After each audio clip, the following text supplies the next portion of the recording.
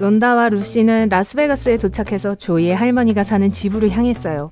하지만 계속 잘못된 집으로 갔어요. 첫 번째 집에서 이 할머니를 만났고 두 번째 집에는 이 할머니가 있었어요. 어떤 할머니가 위험한 사람인지 알 수 있나요?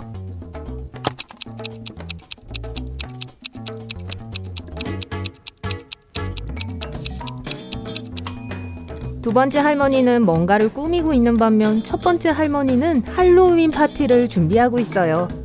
이들은 지역 할로윈 파티에 갔어요. 여주인은 아무 없이 그들을 들여보내주기를 원하지 않았어요. 하지만 소녀들은 아무를 몰라요. 그 여자는 이들의 의상이 마음에 들어서 약간의 힌트를 주었어요. 저는 조개를 먹어요. 저는 바다에 살아요. 저는 천천히 움직여요. 저는 팔이 5개예요. 저는 무엇인가요? 순식간에 조이, 론다, 릴리 그리고 루시가 안으로 들어갔어요. 자, 암호가 뭐였을까요?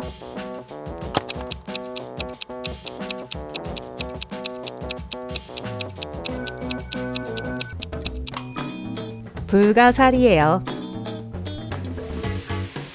조이는 화장을 지우기 위해 샤워를 하러 갔어요. 하지만 누군가가 샤워기 헤드에 페인트를 부었고 물이 녹색으로 변했어요. 조이는 루시, 론다 그리고 릴리를 신문했어요. 루시는 난 빨리 하고 나서 키위잼을 요리하러 갔어. 미안해. 가봐야겠어. 타버릴지도 몰라. 라고 했어요. 릴리는 네가 들어가기 바로 전에 샤워를 하고 머리를 감았지? 무슨 일이야? 너 왜 그렇게 초록색이야? 라고 말했어요. 론다가 말했습니다. 난 기하학 시험을 위해 공부하고 있었거든. 소리 좀 낮춰줄래? 누가 조이에게 장난친 거죠?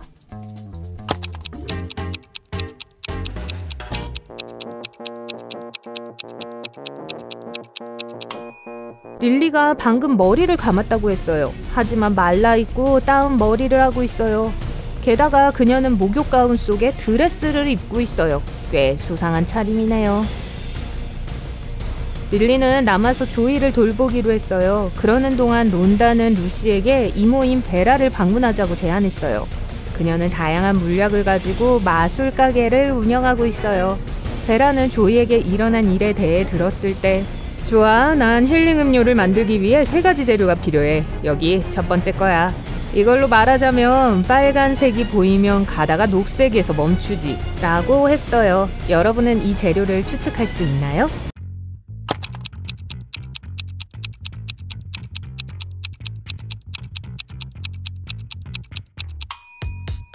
수박이에요. 마크가 문을 열고 들어와요. 그는 오른손을 벽에 대고 가요. 아침 먹을 시간이 된 것 같아요. 마크가 테이블로 와요. 사과가 3개 있지만 그중 먹기에 안전한 건 하나예요.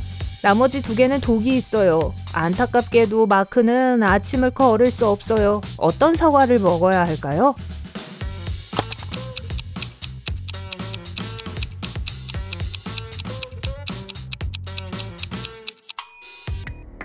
보세요. 이 사과에는 애벌레가 있어요. 그 뜻은 이 과일에는 독이 없다는 거니까 먹어도 안전한 거죠.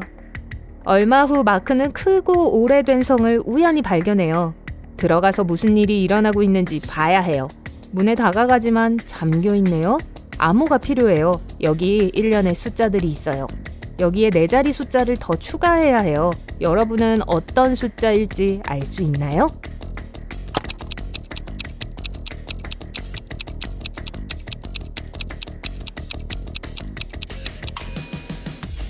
(1 더하기 3은 4예요. 3 더하기 4는 7이에요. 4 더하기 7은 11이에요. 그러면 7 더하기 11은 18이죠. 그럼 다음 숫자는 2와 9, 29예요. 그게 11 더하기 18이니까요. 그리고 18 더하기 29는 47로 즉 4와 7이죠. 비밀번호는 2947이에요. 그리고 이게 정답이에요. 문이 찰칵 열리면서 마크는 어둡고 먼지가 많은 복도로 걸어 들어가요. 마크는 갈래길이 많은 긴 복도를 봐요. 마크의 임무는 자신이 어느 방향으로 들어가야 하는지 알아내는 거예요. 하지만 그렇게 어렵지 않아요. 그는 사실 벽에 그림이 있는 미술관 안에 있어요. 매번 돌 때마다 2장의 그림을 볼 수 있어요. 마크는 원작 그림을 따라가야 해요. 이걸 구분하기 위해선 여러분의 도움이 필요해요. 자, 첫 번째입니다.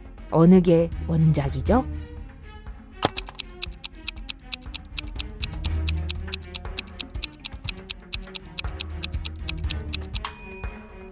두 그림 모두 반고흐의 별이 빛나는 밤인 것 같네요. 하지만 보세요. 이 그림들 중 하나에는 하늘에 비행기 2대가 있어요. 반고흐는 분명 그걸 그리지 않았으니까 이게 복제품인 게 틀림없어요. 그러니 마크는 다른 쪽을 선택하는 게 좋겠어요. 또 한 번 또 다른 선택이에요. 이번에는 요하네스 베르메르의 진주 귀걸이를 한 소녀예요. 어느 게 원작이죠?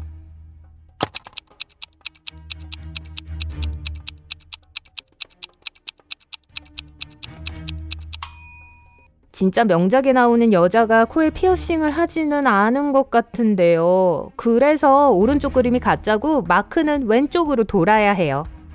여러분은 이걸 분명히 알 거예요. 레오나르도 다빈치의 모나리자죠. 하지만 그림 중 하나가 정말 엉망이에요. 차이점을 알 수 있으시겠어요?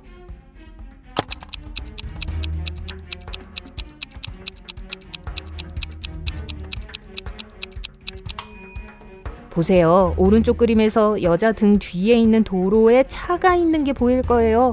마크는 왼쪽으로 돌아가야 할 것 같아요. 이것은 살바도르 달리의 기억의 지속이에요. 어느 게 복제품이죠?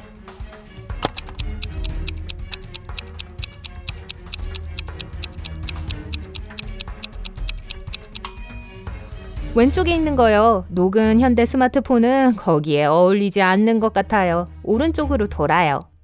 그리고 선택이 하나 더 있어요. 이건 그랜트 우드의 아메리칸 고딕이에요. 자세히 보고 마크의 선택을 도와주세요.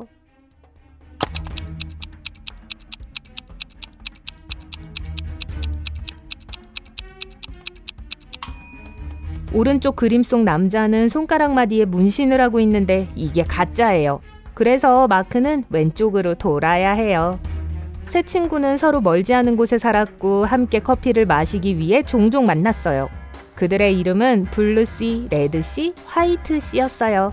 어느 날 그들은 코트 아래 다른 색의 코트를 입고 있단 걸 알아차렸어요. 빨강, 파랑, 그리고 흰색. 블루씨가 말했어요.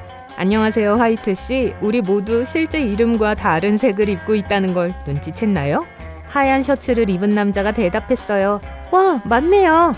그들 각각이 어떤 색깔의 셔츠를 입고 있었는지 알아낼 수 있으시겠어요?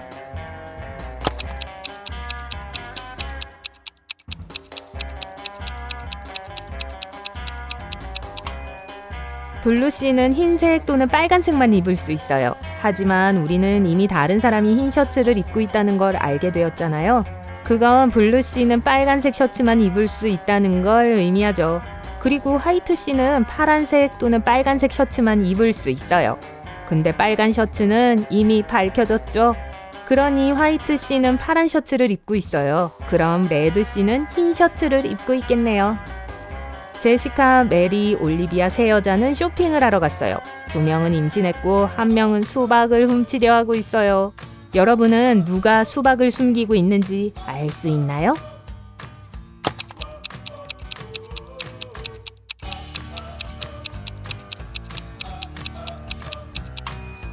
올리비아요. 힐을 신고 있어요. 임산부가 신고 싶어 할 만한 신발은 아니죠. 마크는 중요한 비즈니스 미팅에 운전을 해서 가고 있었어요. 약간 늦어서 서두르고 있었어요. 그때 교통사고를 당했어요. 그의 차는 괜찮았지만 다른 운전자는 나무를 들이받았어요. 다행히도 그는 다치지 않았어요. 그들은 경찰을 불렀어요. 경찰관들이 도착했을 때 마크는 그들에게 자기 이야기를 들려줬어요. 전 빠르지만 조심스럽게 운전하고 있었어요. 갑자기 제 앞에 차 한 대가 섰어요. 충돌을 피할 수 있었는데 이 남자가 나무를 들이받았어요. 내 비싼 차를 보더니 모든 사고에 대해 제 탓을 하기 시작했어요. 왜냐하면 그건 당신 잘못이었으니까. 난 아내와 다음 휴가에 대해 이야기하면서 충분히 천천히 운전하고 있었다고. 그런데 갑자기 당신이 나타났잖아. 경찰관들은 그 사고의 책임이 누구에게 있는지 이해했어요. 여러분도 알아낼 수 있으시겠어요?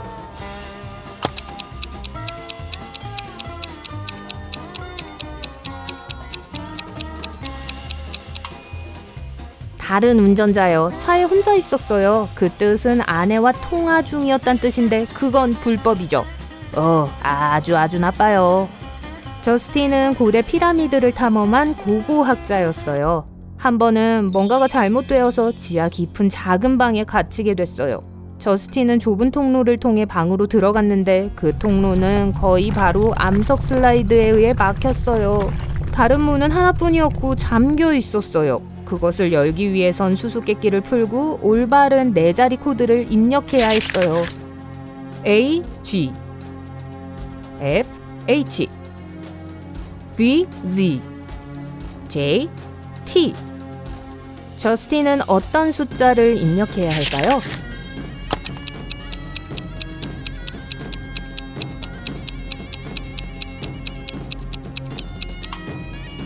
코드의 각 자릿수는 수수께끼 글자 사이에 있는 알파벳의 글자 수예요.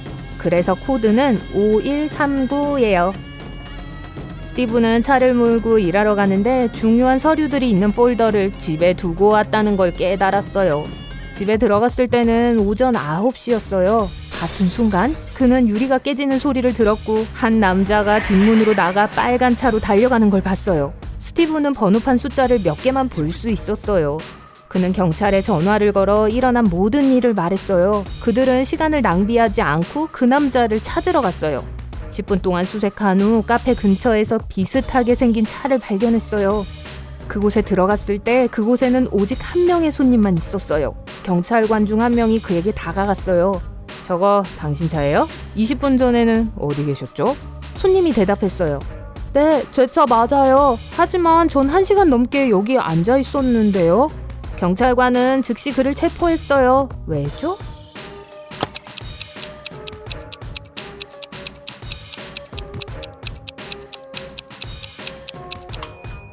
카페는 오전 9시에 문을 열어요. 여기서 1시간을 보내지 못했을 거예요. 여느 아침처럼 다프네는 커피와 아침 샌드위치를 사기 위해 가장 좋아하는 동네 카페에 갔어요. 계산을 마치고 카페를 나왔어요. 몇 분 후 그녀는 지갑을 놔두고 와서 불안한 표정으로 돌아왔어요. 이상하게도 지갑은 어디에서도 발견되지 않았어요. 그녀는 사건을 신고하기 위해 경찰을 불렀어요. 아무도 가게를 떠나지 않아서 도둑은 경찰관이 도착했을 때 여전히 그곳에 있었어요. 그는 모든 사람들을 신문하기 시작했어요. 캐셔인 제니는 다프네가 단골 손님이고 그녀를 오랫동안 알고 지냈다고 말했어요. 그래서 절대로 그녀의 지갑을 훔치지 않았고 다프네가 돈을 지불한 후에는 지갑을 보지 못했다고 했어요. 안드레는 처음으로 그 도시를 방문한 관광객이었어요. 여기 유명한 머핀을 먹어보고 싶어서 카페에 온 거라고 했어요. 그는 지갑을 못 봤다고 주장했어요. 그 당시에 어떤 종류의 머핀을 사야 할지 고르느라 바빴죠. 그리고 해리는 가게 점원으로 일했어요. 커피를 마시러 오곤 한다고 했어요. 그리고 커피에 우유를 붓고 있어서 지갑을 보지 못했다고 했어요. 그렇다면 누가 지갑을 훔친 것 같으세요?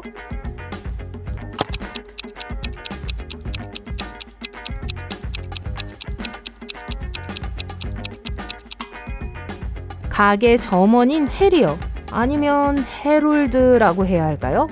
이름표 보이세요? 음료수를 주문할 때 이름을 속였어요. 또 비록 커피에 우유를 붓고 있었다고 했지만 보다시피 커피에는 우유가 전혀 들어있지 않아요.